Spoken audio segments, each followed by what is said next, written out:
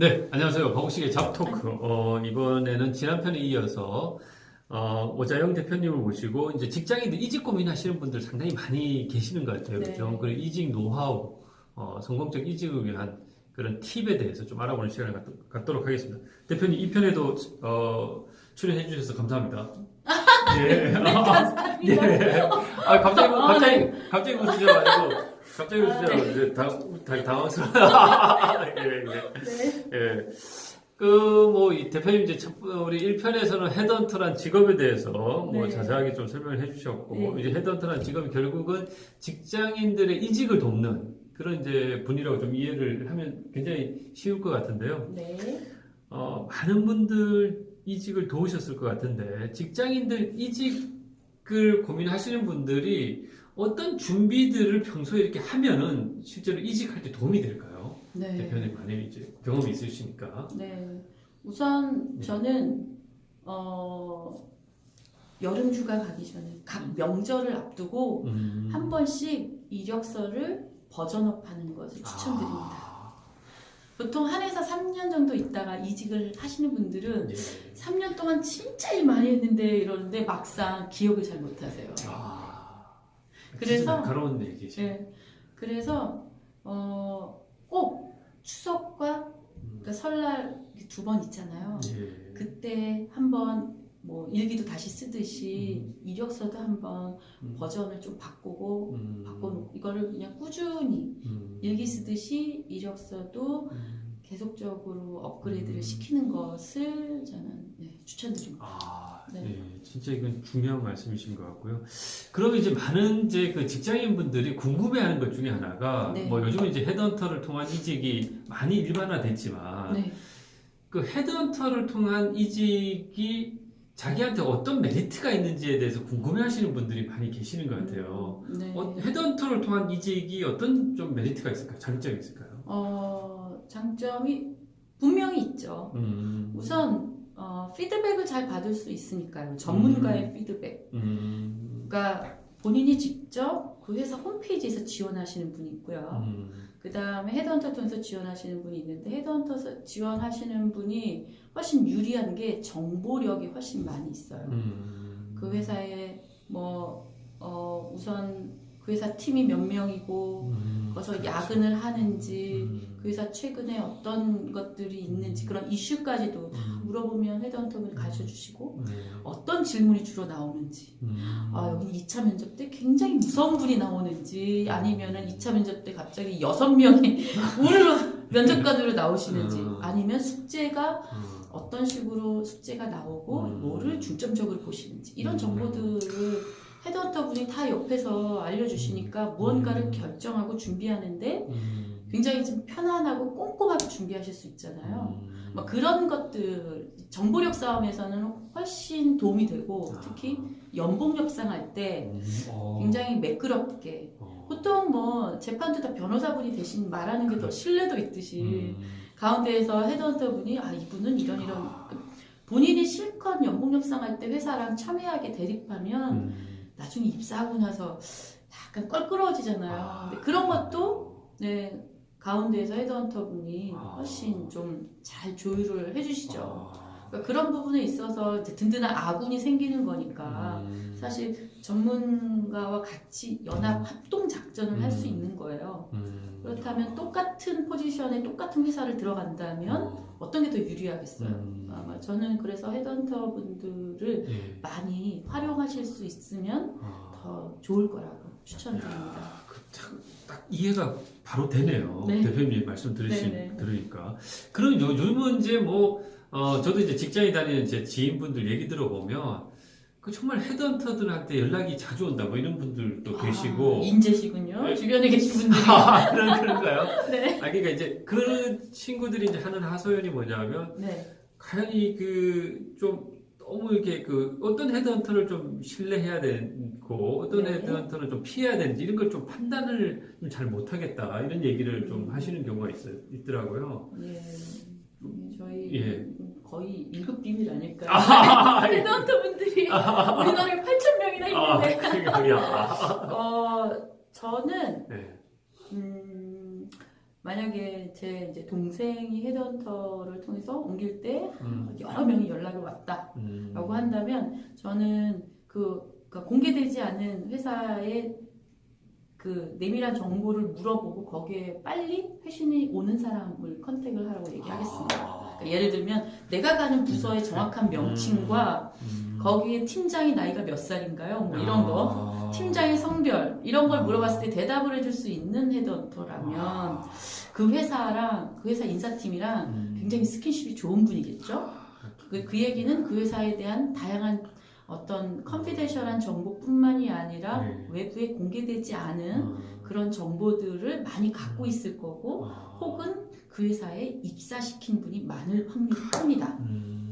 굉장히 중요한 팁이네요. 네, 그래서 그런 정보를 물어봤을 때 모릅니다 이런 분과 누군가는 얘기해 주시는 분이 있다면 가능하면 그런 정보에 그리고 빨리 회신을 주시는 분이랑 하고 그 다음에 한번 전화만 하지 않고 혹시 만약에 내가 서류 합격해서 면접을 보러 갈 때 혹시 면접을 잘 볼 수 있도록 만나서 트레이닝을 좀 시켜줄 수 있나요? 이런 오프라인의 그 만남이 기본적으로 하는 헤드헌터 분들이 있어요. 그분을 만나는 게 더 정확합니다.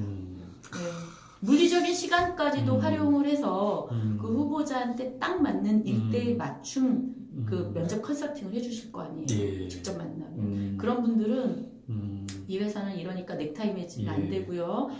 면접 옷까지 헤어스타일까지도 다 꼼꼼하게 체크해 주시는 그런 헤드헌터 분들이에요. 헤어까지? 그러니까요. 그런 분들을 만나야지 그냥 메일만 왔다 갔다 하고 이러시는 분들은 나한테 맞는 맞춤식 그런 도움을 줄 수가 없고 그리고 그런데 시간을 투자하지 않는 분들이라면 헤드헌터로서 별로 그러니까 유효한 그런 도움을 받지 못할 겁니다. 그래서 그런 오프라인 만남이라던가 그런 것들이 가능한 분이면 더 훨씬 도움이 되실 거예요.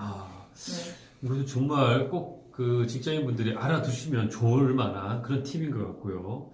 그 대표님, 저도 사실 이제 저는 직장 생활을 하면서 이직이 조금 잦았거든요. 그런데 이제 그런 얘기들 많이 해요. 직장인들은 이직 횟수가 뭐 많으면 나중에 이제 회사 옮길 때 뭐 기업에서 꺼려 한다 뭐 이런 얘기들이 좀 있잖아요.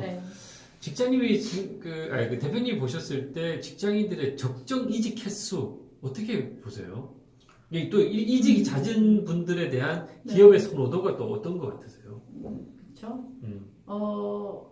우선 삼성 기준으로 보자면 3년에 한 번의 이직은 오케이. 자, 4년 차면 한 번 이직은 괜찮습니다. 삼성 기준. 삼성의 모든 회사가 다 그런 건 아니고 대기업들은 기본적으로 5년 차면은 한 번 이직한 것은 괜찮아요. 6년 차면 이제 2번. 3년에 한 번씩을 가장 노멀하게 수용을 하시더라고요. 이제 그게 그런데 그게 약간 달라요. 이런 스텝 부서, 뭐 회계부서라던가 인사팀이라던가 이런 쪽은 훨씬 그런 거에 대해 스트릭하죠. 엄격하죠. 하지만 개발자, 게임 회사, 뭐 이런 쪽은 이직 많습니다. 이직 굉장히 이직이 좀 많은 편이에요. 그래서 그리고 이직에 대한 이제 가장 중요한 거는 이미 한 번 회사를 여러 번 옮겼으면 그거 어떻게 엎질러진 물인데 뭐 어떻게 합니까? 중요한 거는 그 이직 사유가 불가피한 여러 가지 아니면 합리적인 그 이직 사유 이유를 내가 잘 정리해 놓는 게 중요하죠. 그러니까 무조건 그러니까 회사를 계속 많이 옮기고 싶어하는 사람은 세상에 아무도 없잖아요. 그렇죠. 근데 그것이 안 맞는 회사를 쭉 다녀도 뭐 한 번 5번씩 회사 옮겼는데 6번째 회사를 10년 다니시는 분도 있어요.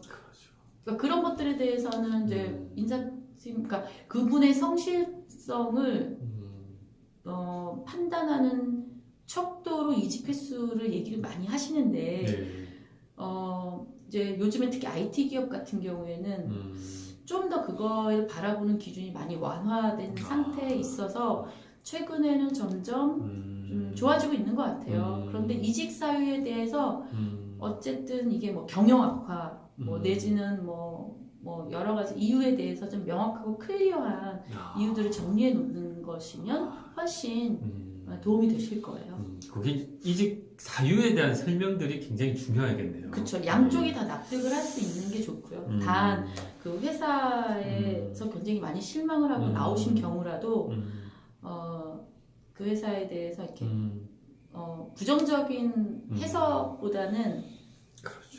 다른 식의 내가 이걸 통해서 내 성격의 어떤 부분이 내가 이런 부분을 아니면 무언가를 배운 부분에 더 포커스를 하시는 게 좋을 것 같아요. 나란 사람은 이제 어떤 사람인지 알았다 이런 부분이 좀 중요합니다. 이직 사유가 참 예민한 부분이에요. 그렇죠.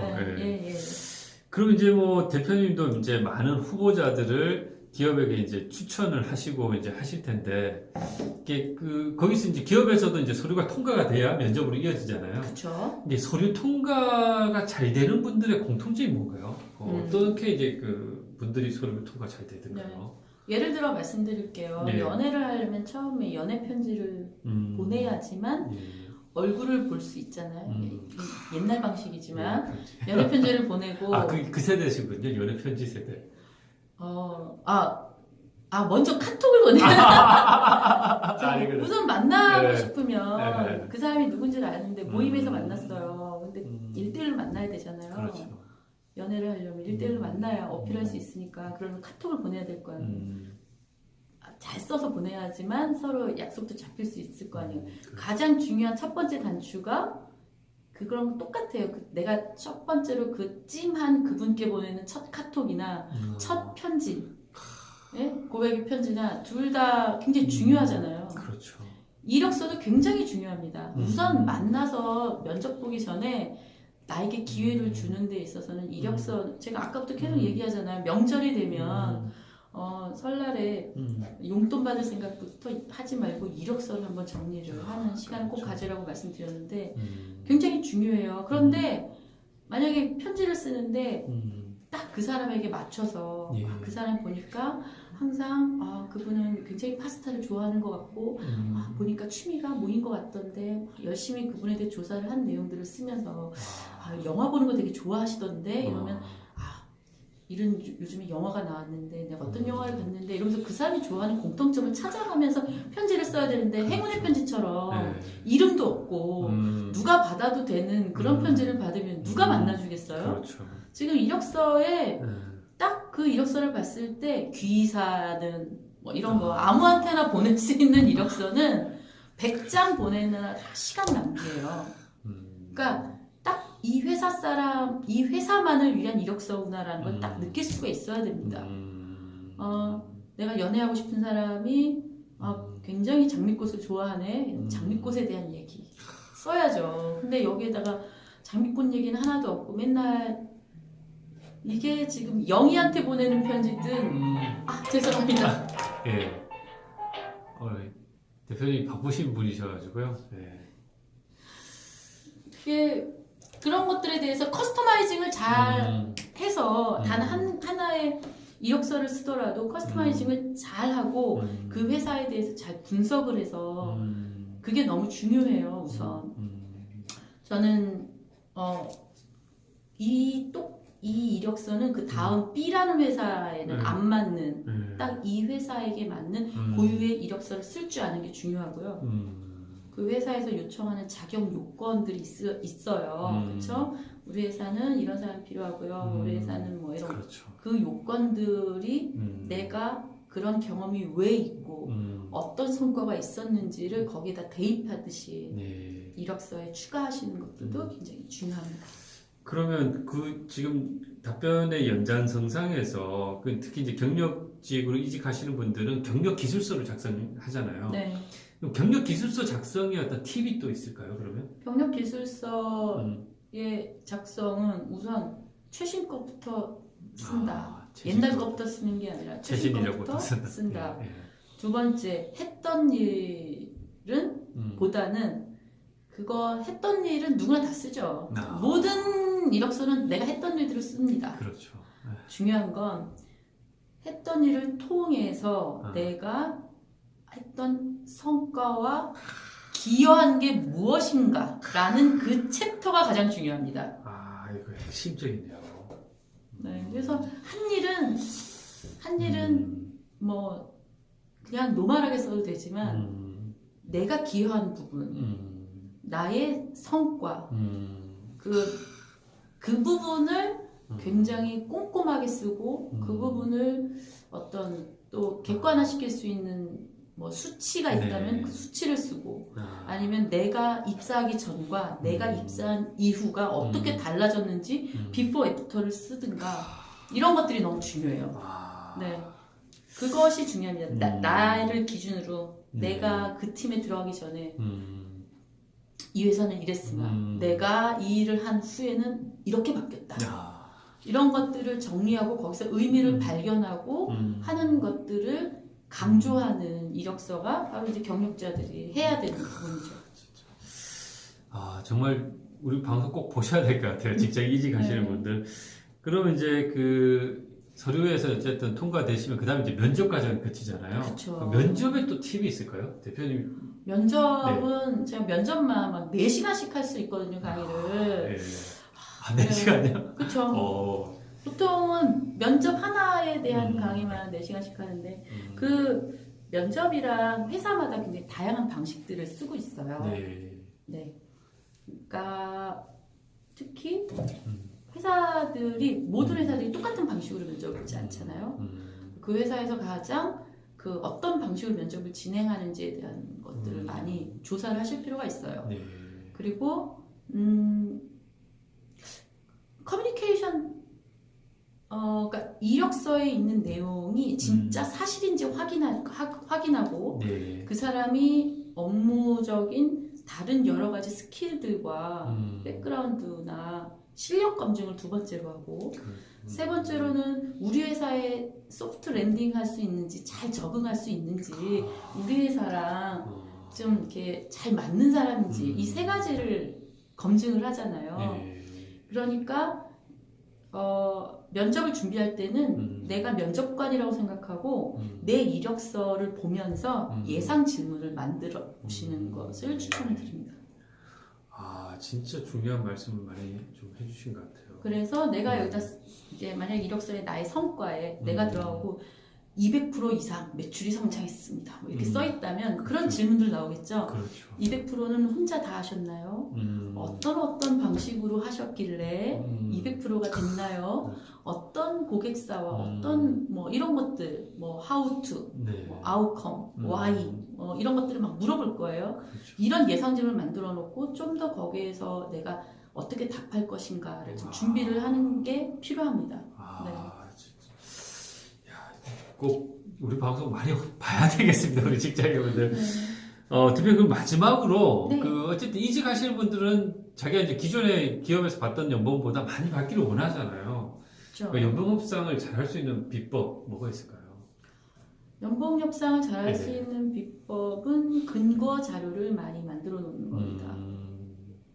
그러니까 감정 싸움이 되거나 삐죽삐죽거리거나 아니 업계 평균이 얼마인데요 이런 얘기는 소용이 없어요. 평균의 시대는 같습니다.